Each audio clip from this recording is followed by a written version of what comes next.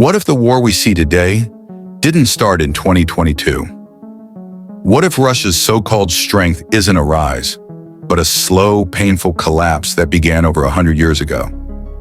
This isn't just about Putin, or Ukraine, or the West. This is about an empire that never learned from its past. A country haunted by its own history, repeating the same mistakes again and again. You still think Russia is winning? Then you haven't been paying attention. Let's go back to where it all started. The year is 1917. Russia, the largest empire on earth, is crumbling. The Tsar has lost control. Soldiers are deserting. People are starving.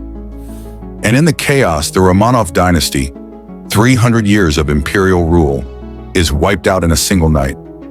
But what replaces it is not peace. It's the Soviet Union. A new name, a new flag, same oppression. The Bolsheviks promise equality, bread and power to the people. But quickly, freedom is replaced with fear. Dissent is buried under ice. Millions vanish in Stalin's purges. Entire regions are silenced. And when World War II arrives, the USSR fights like no other. Brave, brutal, relentless. They lose 27 million people and emerge as a superpower. But victory on the battlefield doesn't fix what's rotting at home. Behind the Iron Curtain, the economy stagnates. Innovation is replaced by propaganda. Lines grow longer, shelves go empty. The people dream of jeans, jazz, and a life that doesn't smell of smoke and rust. By the 1980s, even the children of the revolution know the truth. The Soviet dream is broken. Then, in 1991, it all collapses. No bombs, no invasions, just silence, and a red flag being lowered over the Kremlin for the last time. 15 republics break away. Russia is alone.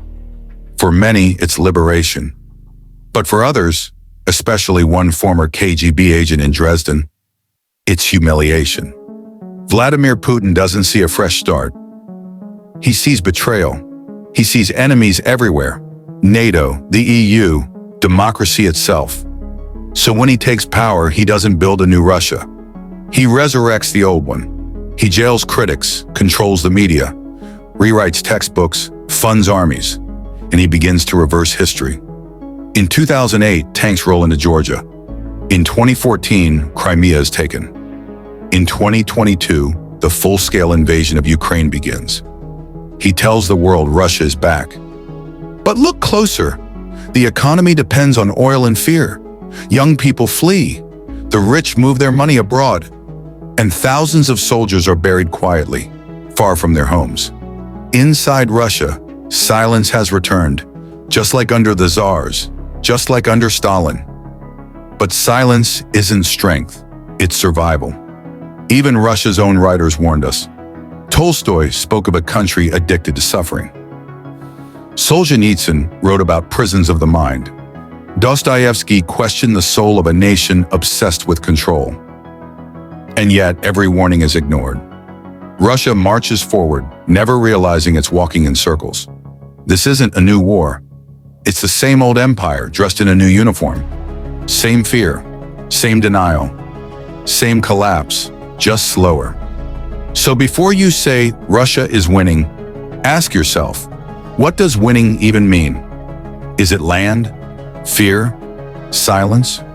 Or is it a country that learns, adapts, grows? Because by that measure, Russia isn't winning. It's unraveling. And the tragedy is, it's happened before. And it will happen again, unless someone finally breaks the cycle. If this gave you a new way to see the world, subscribe now. Because history doesn't repeat itself.